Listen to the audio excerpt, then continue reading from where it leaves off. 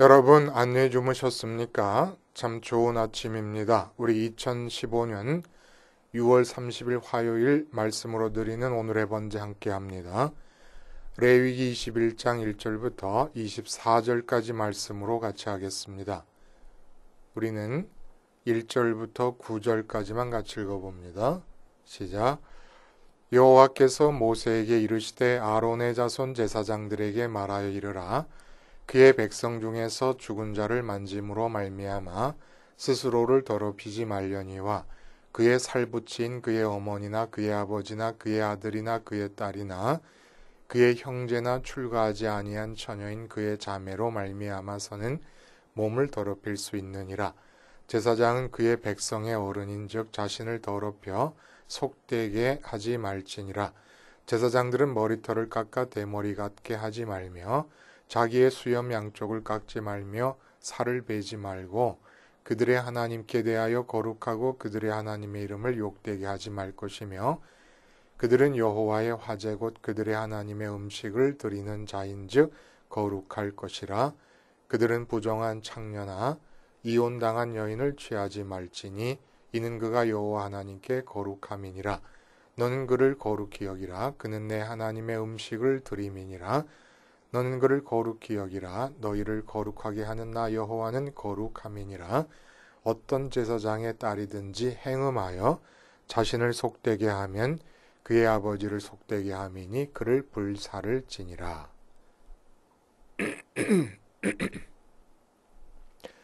오늘 우리가 함께 읽은 말씀 중심으로 내 마음속 너를 위한 빈방이라는 제목의 하나님 말씀 증거합니다.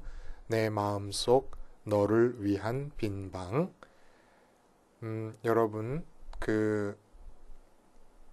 에게해의 진주라고 일컬어졌던 나나 무스쿠리라고 하는 여가수가 있지 않습니까? 그분이 많은 아름다운 노래를 불렀습니다마는 많은 분들이 기억하시는 대표적인 노래가 사랑의 기쁨입니다. 그 사랑의 기쁨이라고 하는 노래 가사는 사실은 사랑의 기쁨을 노래하기보다는 사랑의 슬픔을 노래하는 것인데도 불구하고 결혼식 때 축가로 많이 불려지기도 했어요. 요즘도 그런지 모르겠습니다만은 선율이 너무 아름답기 때문에. 근데 그 가사가 내용이 어떤 거냐면 사랑의 기쁨은 한순간이지만 사랑의 슬픔은 영원하죠. 당신은 아름다운 실비아를 위해 절 버렸고 그녀는 새로운 애인을 찾아 당신을 떠났고 사랑의 기쁨은 잠시 머물지만 사랑의 슬픔은 평생을 함께해요. 초원을 흐르는 저 시냇물을 향해 이 물이 끝없이 흐르는 한 당신을 사랑하리라고 실비아는 말했었죠. 물은 아직도 흐르는데 그녀는 변했어요. 사랑의 기쁨은 한순간이지만 사랑의 슬픔은 영원히. 여러분 이게 무슨 쇼펜하우어의 철학보다 더 인생을 참 알기 쉽게 간단 명료하게 표현해주고 있는 노래입니다. 사랑의 기쁨과 사랑의 슬픔, 그게 인생의 내용이에요. 그 사랑의 대상이 사람이건 사물이건 사랑하여 기쁘기를 원하는 것이 사람이고, 그런데 실제는 사랑 때문에 슬퍼지는 것이 현실인 것이 이 바로 인간입니다. 왜 사랑 때문에 슬퍼요? 한 여자가 남자를 사랑합니다. 그런데 둘이서 사랑을 잘 하다가 실비아라는 여자가 개입하는 바람에 내 남자 애인이 실비아에게로 가버렸습니다. 남자 애인이 왜 갔냐면 실비아가 저 강물이 흐르고 있는 한 너를 향한 나의 사랑은 변치 않을 것이다 라고 말하는 바람에 내 애인이 홀딱해가지고 글로 갔거든요. 근데 실비아는 강물은 여전히 흐르고 있는데 마음이 또 변해버렸습니다. 또 딴 데로 가버렸어요. 그러니까 닥쳤던 게 지붕 쳐다보는 게 돼버렸어요. 누가? 내 남자친구가. 그러니까 남자친구가 떠나면서 내 마음이 찢어졌는데 사랑의 슬픔만 남았는데 나를 떠난 남자친구도 실비아에게 배신을 당하면서 또 마음이 찢어지는 거예요. 기쁨은 한순간이고 슬픔은 영원하다 이런 얘기입니다. 짝사랑. 그럼 짝사랑의 정의가 뭡니까? 내 심장을 터질 듯이 뛰게 만들어 놓은 그 사람 마음속에 나를 위한 빈 방이 없을 때 이게 짝사랑이잖아요. 그 사람이 나는 심장을 터질 듯이 뛰게 만들어 놨어요. 그래서 내 마음속에는 그를 위한 방이 하나 만들어졌습니다. 근데 그가 내 마음속에 빈 방으로 들어오지도 않고 나를 위한 빈 방이 그의 마음속에 만들어지지도 않는 거예요. 그래서 짝사랑은 심장이 터질 듯한 감격으로 시작해서 심장이 찢어지는 아픔으로 끝이 나는 겁니다. 이게 짝사랑 아니에요? 그래서 짝사랑이라고 하는 거 이게 바로 사랑의 슬픔의 이유가 되는 것이지요. 야, 참 이거 기가 막힌 거야. 절벽을 마주하는 거야. 나는 죽도록 사랑하는데 그의 마음 속에는 나를 위한 빈 방이 없어요. 그러길래 왜 사랑의 슬픔이 샘처럼 솟아오를 수밖에 없는 짝사랑을 하느냐 이겁니다. 그 내 마음대로 돼야지라고 하는 사람이 있어요. 근데 우리가 잘못해서 그런 거예요. 다 죄 때문에 그래요. 짝사랑이라는 것 자체가 죄 때문에 생기는 겁니다. 죄가 없으면 짝사랑도 없고 사랑은 원래 기쁨으로서 영원한 것이 사랑이에요. 슬픔이 영원하다. 사랑의 기쁨은 한순간이고 사랑의 슬픔만이 영원하다. 이건 죄 때문에 그런 거예요. 죄 때문에. 여러분, 기쁨으로서 영원한 사랑의 원형이 어디에 있습니까? 하나님께 아버지께서 아들 예수님이 세례 요한에게 세례받고 올라오셨을 때 하신 말씀 너무너무 아름다운 말씀이에요. 내 사랑하는 아들이요 내 기뻐하는 자라. 사랑과 기쁨을 연결하신 원조가 하나님이십니다. 그리고 이 사랑과 기쁨의 연결은 영원전부터 있었던 거예요. 요한복음 17장에 예수님께서 십자가를 바로 직전에 두고 기도하실 때에 영원전부터 하나님과 함께했던 영화로움을 얘기하시고 그리고 그 영화로움 속에서 느꼈던 당신의 기쁨을 제자들에게 충만하게 하시려고 제자들을 선택해서 부르셨고 그렇게 충만한 기쁨 가운데 거하게 되기 위해서 아버지와 주님이 하나인 것처럼 그들도 하나가 되게 해 주시옵소서. 어떻게? 내가 나의 영광을 그들에게 주었습니다. 나의 영광이 뭡니까? 그 하나님의 아들이 되시는 그 자리에 우리를 함께 서게 해주셨다는 거예요. 내 영광, 아들 되심의 영광을 그들에게 주었습니다. 그러니까 주님이 계신 곳에 서다 보니까 주님과 하나님이 계속해서 교제를 하시면서 서로가 서로에게 충만하신 가운데 영원한 사랑의 기쁨 가운데 거하신단 말입니다. 그러니까 우리가 주님의 자리에 서게 되다 보니까 주님이 아버지로 충만하셔서 기쁜 것처럼 우리도 기쁜데 그 기쁨은 본질적으로 영원하다는 것입니다. 그러니까 하여간 짝사랑이 나타나요. 이 기쁨을 가지고 살다가 남자가 여자와 여자가 남자와 결혼하게 될 때는 짝사랑이라는 게 없지요. 아담과 하와가 만나는 것처럼 하나님께서 맺어주시는 사람과 결혼해서 사는 거니까 이미 하나님으로 충만한 기쁨을 얻고 주님의 자리에 함께 주님과 서서 주님의 영광을 받고 그러니까 사랑은 원래 슬픈 것이 아니다. 사랑은 원래 영원히 기쁜 것이다. 라고 하는 얘기입니다. 그래서 삼위일체 하나님 안에서 성령님의 역사하심과 교통하심을 통하여 아버지 하나님이 아들 하나님을 사랑하셔서 그 아버지 하나님 마음속에 아들 하나님을 위한 빈 방이 있고 아들 예수님 마음속에 아버지 하나님을 위한 빈방이 있는데 서로가 서로의 빈방을 채워 주심으로써 기쁨이 발생해. 만족과 기쁨이 발생해. 만족해야 기뻐지는 거 아닙니까? 근데 이 기쁨은 아들 하나님이 영원하시고 아버지 하나님이 영원하심으로써 그 기쁨이 영원한 기쁨이 되었다는 거예요. 근데 이러한 삼위일체 하나님 안에서의 충만하신 영원한 기쁨에 대해서 사랑으로 인해서, 사랑이라는 건 뭡니까? 내 마음속에 그를 위한 빈방을 마련하는 것. 그리고 그의 마음속에 나를 위한 빈방이 마련되어진 것. 이게 바로 사랑이에요. 이렇게 해서 서로가 서로에게 충만한 상태인데 충만하다는 것은 부족함을 느끼지 못한다는 얘기입니다. 다시 더 배부름을 위한 다른 것을 필요로 하지 않는다는 얘기예요. 이게 사랑이 그런 거예요. 그러니까 사랑은 진짜 사랑이 잘 될 때는 생각만 해도 배가 부르잖아요. 그리고 생각만 해도 웃음이 싹 나와요. 얼굴에. 그런 거 경험 못 해보셨어요? 그러면 인생을 산 게 아니죠. 사랑하면은 진짜 사랑해서 이 사랑이 잘 될 때는 그냥 생각만 해도 배가 부르고 마음이 이렇게 흡족해지지 않습니까? 더 이상 뭘 바랄 게 없는 거예요. 이 상태가 사랑의 기쁨이고 충만이고 만족이고 행복입니다. 근데 오늘 본문에 이상한 단어가 하나, 눈에 거슬리는 단어가 하나 나와요.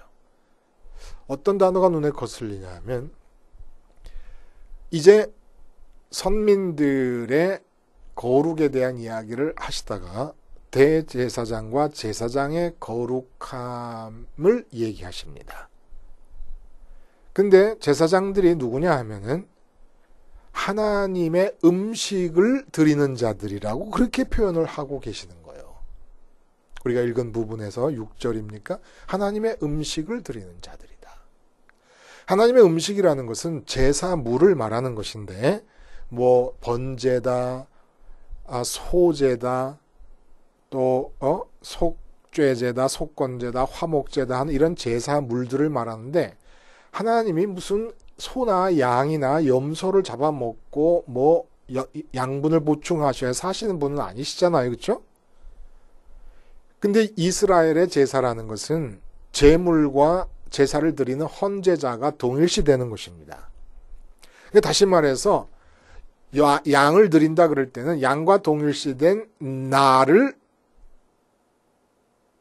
말하는 것인데 그것이 하나님께 드리는 음식이다. 제사장이 하는 일이 그 음식을 드리는 것이니까 그 음식이다 그러면 하나님이 그것을 먹는다는 얘기거든요. 나와 동일시되는 양을 먹는다는 결국 나를 먹는다는 얘기 아니겠습니까?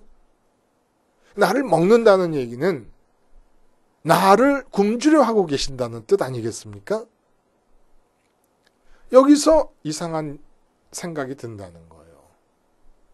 하나님은 삼위일체 하나님으로서 영원전부터 영원까지 스스로 충족하신 분이십니다. 만약에 우리 인간으로 배불러야만 된다 그러면 우리 인간이 하나님으로 배불러야 되는 것처럼 하나님께서도 나로 인해 배부르셔야만 된다 그러면 나 의존적 존재가 되십니다. 나에게 의존되어 있는 거예요. 그런 하나님이 어디 있어요? 이미 하나님은 삼위일체 안에서 스스로 충족하시기 때문에 스스로 있는 자라고 하는 이름을 갖고 계시는 분이십니다. 스스로 있는 자라는 것은 누구에게 의존되어 있을 필요가 없다는 거예요. 사람 인자는 서로 이렇게 의지하면서 사람이 된다라고 하는 의미를 갖고 있지 않습니까? 그런 것처럼 또 우리 인간 한 사람 한 사람은 하나님으로 마음이 채워져야만 한 인간이 온전히 될 수 있는 거예요. 그러니까 절대적으로 의존적인 것이죠. 근데 하나님이 도대체 우리를 음식으로 드시기를 원하시고 우리를 향해 굶주려 하신다라고 하는 듯한 느낌을 주는 하나님의 음식이라고 하는 말씀이 왜 나왔겠느냐 하는 얘기입니다. 이게 바로 우리의 사랑과 하나님의 사랑이 다른 것이에요. 우리의 사랑은 비어져 있는 마음을 채우기 위한 흡입력입니다. 그래서 이웃사랑은 그 흡입력이 끝났을 때, 더 이상 나를 향해 빨아들이고 나를 채우려고 하는 흡입력이 끝나고 만족하게 됐을 때 그때부터 이웃사랑이 본격적으로 시작될 수 있는 거예요. 본론적으로 내가 비어있는 상태에서 이웃사랑이라는 것은 전부 사랑이라는 미명 아래 이웃을 사냥하는 거라 그랬어요. 이웃을 통해서 만족, 박애주의적인 세계적인 봉사단체에서 봉사를 해도 나를 채우고 나의 보람을 위해서 하는 것이죠. 그러니까 그런 식의 박애주의, 하나님으로 채워지지 않은 박애주의자들의 문제가 뭐냐 하면은 그들의 인생의 만족을 위해서 그들은 반드시 난민을 필요로 하게 됩니다. 이런 이상한 역설이 만들어지는 거예요. 하나님으로 채워지지 않은 마음으로 박애정신을 통해 봉사활동을 할 때 난민들이 나의 만족과 보람, 내 뜻깊은 인생을 위해서 난민들이 항상 내 앞에 존재해야 되는 겁니다. 이상한 역설이죠? 하여간 그럼 하나님의 사랑은 뭐냐? 하나님은 부족하심이 없는 분이세요. 그래서 우리를 향한 하나님의 사랑은 근본적으로 은총입니다. 나를 위해서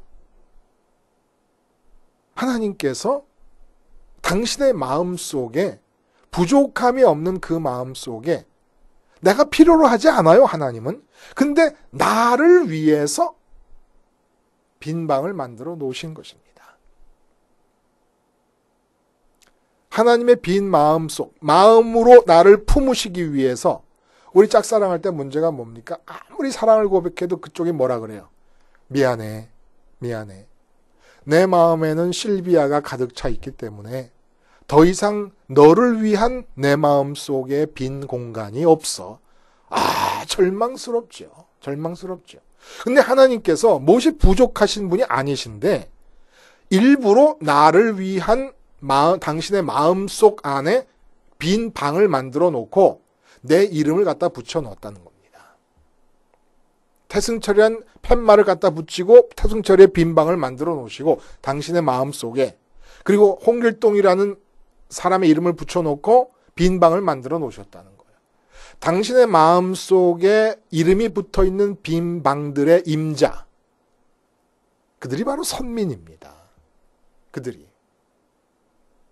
부족해서가 아니라 나를 위해서 빈 방을 만들어 하나님께 받아들여진다는 것에 더 이상의 기쁨이 없거든요. 그렇잖아요. 사랑하는 사람이, 짝사랑하던 자가 그 대상이 마음을 바꿔가지고 진짜 내가 저의 매력을 그동안 모르고 있었구나. 그래갖고 짝사랑하던 사람한테 와가지고 이제부터 내가 너를 사랑할 마음이 생기는 것 같아. 너를 위한 마음의 빈 방이 생기고 너를 받아들일 수 있는 것 같아. 이건 그냥 그 자리에서 졸도하게 만드는 거 아닙니까? 바로 그런 의미에서 하나님께서 나를 위한 빈 방을 만들어 놓으셨다는 거예요. 그래서 우리가 제사를 드릴 때 양과 염소와 송아지와 일치시켜서 그동안 다른 것으로 받아들여지기를 바랬고 다른 것을 마음으로 집어넣고 살던 우리들이 하나님을 향하여 마음을 드리려고 하고 그 빈 방을 채우려고 할 때 하나님의 기쁨이 된다는 얘기입니다. 모자라서서가 아니라 우리를 위해서, 이게 은총이고 아가페라는 것이, 아가페적 사랑이라는 거죠. 그럼 제사장은 뭐 하는 자들이냐? 바로 이렇게 하나님의 마음속에 이름만 붙어 있지 아직 비어있는 그 빈 방의 임자들을 찾아서 하나님 마음속에 있는 빈 방을 채워드리는 자들이, 이게 바로 제사장이 하는 일입니다. 그러면 어떻게 해야 채워진다는 거예요? 이게 그 거룩이라는 거예요. 거룩해야 하나님 마음속으로 들어가서 나를 위해 준비된 그 빈 방을 채워드릴 수가 있다는 얘기입니다.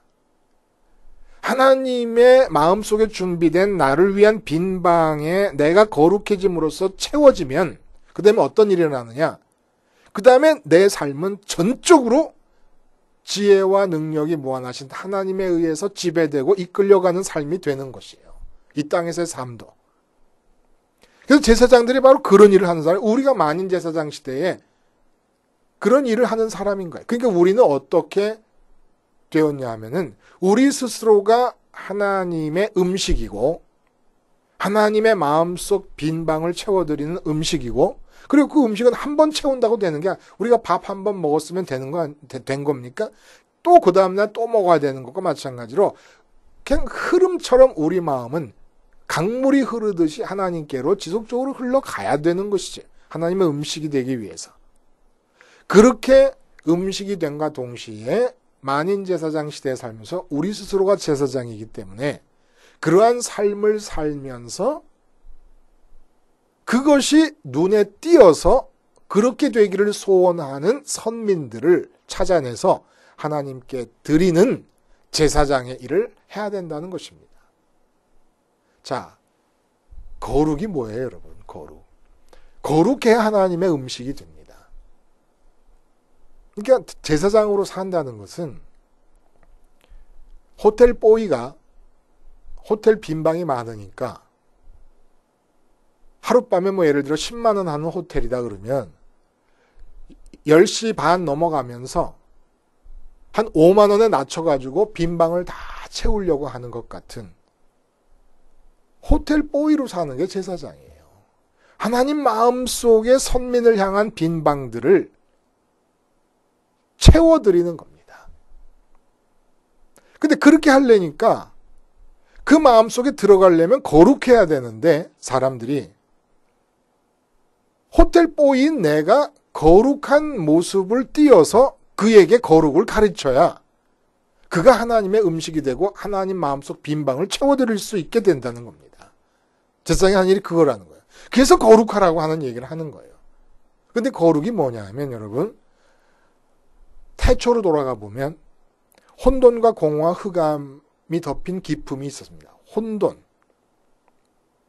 그러니까 이 세상에서 하나님의 뜻이 다 정해져 있어요. 한 사람이 태어나면 그 사람이 살아갈 인생의 길이 다 정해져 있어요. 근데 그 길을 아랑곳하지 않고 자기 멋대로 길을 만들어 살아가면 이게 혼돈이에요. 원래 길이 있는데 그 길 말고 다른 길이 겹치면서 서로 어긋나니까 이게 혼돈이거든요. 그리고 공허란 뭐냐? 이렇게 그 길, 하나님이 정하신 길 이외의 길을 걷게 될 때, 혼돈한 삶을 살게 될 때, 내 마음에 채워지는 게 아무것도 없어요. 아무것도 없어. 그러니까 노력해도 채워지는 게 없으니까 그 다음에 어떻게 되느냐 하면, 흑암이 덮인 기품. 가라앉는 거예요. 바닷속에 가라앉듯이. 그게 우울해져요. 그 기쁨이 사라져버리고 맙니다. 슬픔이 오는 거예요. 이게 바로 하나님의 영역과 반대되는 영역입니다. 하나님께서 창조하시겠노라고 당신의 마음속에 우리를 위한 빈방을 일부러 만드시자마자 생긴 영역이 바로 하나님 아닌 영역의 특징이 바로 혼돈과 공허와 흑암이 덮인 기품이라는 거예요. 이게 우리 삶 속에서 그대로 지금 나타나고 있는 거라서 사람의 경우는 하나님의 인격을 그대로 담고 있는 하나님의 말씀과 뜻이 받아들여지지 않으면 혼돈과 공허와 흑암의 기품이 덮여버리는 겁니다. 그래서 걱정하는 거예요. 하여간 기쁨과 만족과 행복이 아닌 상태는 전부 혼돈과 공허와 흑암 속에 지금 갇혀 있는 겁니다. 이렇게 밀려 들어와 버린 거예요. 근데 앞에 장에서 26절에 선민을 향해 뭐라 그러시냐면 만민 중에 너희를 선택하였다. 그러므로 거룩하라 이렇게 하십니다. 만민 중에 선택하였다는 무슨 얘기입니까? 사람들 사이에서 섬으로 존재하는 자들이 섬이라요. 섬. 선민이 섬입니다. 어떤 섬이냐? 혼돈의 바다, 공허의 바다, 흑암이 덮인 기품의 바다 가운데 모든 사람들은 다 살고 있습니다. 근데 혼돈이 걷혀 있고 억제되어 있는 곳, 공허가 억제되어 있는 곳, 흑암이 덮인 기품이 억제되어 있는 그 공간, 그 자리에서 사는 자들이 누가 하면 선민이라는 거예요. 섬으로서 사는 거예요. 어떻게 이게 가능한 겁니까? 마음의 지성소에 하나님을 모심으로써 나의 빈방, 내 마음속의 빈방은 하나님께서 창조하실 때 하나님이 당신이 들어가시려고 만들어 놓은 빈방이에요. 근데 이게 다른 것으로 채워지면 하나님의 짝사랑이 되어버리고 맙니다. 하나님의 마음에 찢어지시는 거예요. 하나님의 마음에 찢어지시면 결국은 내 삶도 찢어지고 내 사후의 영원한 세상도 찢어지고 맙니다. 그래서 내 마음속에 하나님을 모셔드리면, 내 빈방을 하나님으로 채우면 그것이 곧 거룩이 되고 하나님 마음속에 내 이름으로 걸려져 있는 빈방을 채울 수 있는 하나님의 음식들이 된다는 거예요. 마음의 음식, 하나님 마음의 음식이 된다는 겁니다. 우리 애인이 내 마음의 음식 아닙니까? 내 자식이 마음의 음식이라고 생각하고 살고 있는 거 아닙니까? 돈이 마음의 음식이잖아요. 이 모든 것들이 다 혼돈을 일으키는 그러한 음식들이라는 거예요. 거룩을 깨는 거라는 거죠. 이렇게 해서 내가 제사장으로서 그리고 하나님의 음식으로서 살아갑니다. 제사장으로서는 거룩한 삶을 보이면서 거룩하지 않은 영역에 있는 선민들을 끌어올려서 하나님 마음속에 그의 이름으로 만들어져 있는 빈방을 채워드리고, 나 스스로는 끊임없이 내 이름으로 만들어진 하나님 마음속 빈방을 채워드리는 음식으로서 살아가야 된다는 거예요. 오늘 세상에 나가서 사실 때 사장님을 보잖아요. 그러면 어떻게 봐야 됩니까? 그 사장님의 이름으로 하나님의 마음속 안에 빈방이 있을까 없을까? 우리가 모르니까 하여간 그 앞에서 거룩해야 돼. 그 앞에서 거룩하라는 건 무슨 얘기입니까? 그가 볼 때 다른 사람과는 다르게 살아야 돼요. 다른 모든 직장의 사람들은 성과를 위해 살고 돈을 위해 사는데 나는 하나님을 위해 산다는 거야. 하나님이라는 가치가 마음속에 들어있음으로써 다른 말하고 다른 행동하는 게 나타나야 된다는 겁니다. 그래야 그가 선민일 경우에 하나님의 음식으로 채택되고 준비될 수가 있는 거예요. 내가 거룩하지 못하면 선민들이 있어도 그 선민들이 발굴되지를 않는다는 얘기입니다. 그러니까 나는 하나님 마음속 빈방을 채워드리는 호텔보이인데 그 빈방마다 다 임자가 있는 거예요. 임자가. 근데 그 임자를 찾아내려면 나 스스로가 먼저 거룩해져야 된다는 겁니다. 이게 제사장의 요구되는 거룩이었죠. 이 거룩함이 어떻게 우리에게 주어질 수가 있겠습니까? 십자가를 생활화하는 거예요. 나를 가만히 들여다보면 무슨 생각을 하기 시작합니다. 판단을 하려고 그럽니다. 그때 생각이 무엇에 관한 생각인가 봐서 이 땅에 대한 생각이면 십자가를 먼저 딱 생각하고 생각의 초장에 딱 죽여버리는 거예요. 이게 십자가 생활합니다. 위의 것을 생각하라. 땅의 것을 생각하지 말라. 뭐 어떻게 생각조차 안 하고 사느냐? 살 수 있어요. 위의 것을 생각하고 주님의 십자가에서 죽어야, 땅의 것에 대해 죽어야, 땅의 것이 생각나려고 할 때마다 십자가를 떠올려야 죽습니다. 그러면 마음이 올라가고 하나님을 만나게 돼요.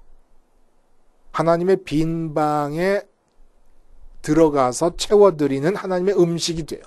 하나님이 나로 인해서 기뻐하시게 돼요. 내가 사랑하는 자요, 내 사랑하는 아들이요, 내 기뻐하는 자라는 주님을 향하신 말씀이 내게도 그대로 적용이 됩니다. 그러면 나도 하나님도 영원한 기쁨 가운데 거합니다. 사랑의 기쁨은 원래 영원한 거예요. 사랑의 슬픔은 죄 때문에 생기는 겁니다. 그러니까 지금 애인이 말을 안 들어서 내 마음이 아프다. 또 자식이 말을 안 들어서 내 마음이 아프다. 자식 나무랄 것도 없고 나를 떠나는 애인 나무랄 것도 없어요. 또 돈을 벌고 싶은데 이 돈이라는 녀석이 내 수중에 들어오지 않아서 마음이 아프다. 돈을 나무랄 것도 없어요. 다 거룩하지 않게 딴짓거리하고 있고 스스로 더럽히고 있기 때문에 사랑에 아픔이 생기는 겁니다. 하나님 말고 다른 걸 사랑하는 것은 백발백중 다 슬픔과 아픔과 마음의 찢어짐으로 끝나게 되어 있습니다. 그게 애인이든 남자든 여자든 아내든 남편이든 자식이든 형제든 그 누구든지 간에 권력이든 돈이든 그 무엇이든지 간에 하나님 말고 사랑하는 모든 사랑은 짝사랑으로 끝나고 찢어지는 아픔으로 끝나고 슬픔으로 끝나게 됩니다. 그리고 지옥에서 사랑의 슬픔으로 영원히 살게 될 것입니다. 지옥에 가는 이유가 뭐예요? 사랑했기 때문에 지옥에 갑니다. 하나님 말고 다른 것을 사랑했기 때문에. 하나님을 어떻게 사랑합니까? 보이지도 않으시는 분을 보이는 세상에 사랑할 만한 모든 것들로 느껴지는 것들에 대해서 주님의 십자가에서 죽는 것을 생활화함으로써 우리는 하나님을 보이지 않는 그분을 사랑할 수 있고 그분의 음식이 되어드려 그분의 마음을 채워드리고 그럴 때 하나님이 또한 내 마음속에 들어오시고 이 기쁨은 영원한 기쁨이라서 육체가 죽은 뒤에도 저 천국에서 주님과 하나님 사이에 그랬던 것처럼 우리도 영원한 기쁨의 세계 속에 살게 해주시는 것이고 그 영원한 기쁨을 지금부터 누리라 이겁니다. 지금부터. 사랑의 기쁨은 영원해야 맞습니다. 하나님의 음식이 되어드림으로써 하나님이 또한 나의 음식이 되는 기쁨으로 충만한 사랑의 삶을 살게 되시기를 바랍니다. 기도하시겠습니다. 하나님 아버지, 마음이 슬픈 것은 사람이든 사물이든 뭔가를 사랑하는데 이루어지지 않기 때문이 아닙니까? 이것이 바로 더러움이요 죄 가운데 있음임을 알고 십자가로 이 땅에서 사랑할 만한 모든 것에 대해 죽는 것을 생활화함으로써 하나님을 사랑하여 영원히 기쁨으로서만 존재하는 그 사랑의 주인공들이 되게 해 주시옵소서. 예수님의 이름으로 기도하옵나이다. 아멘.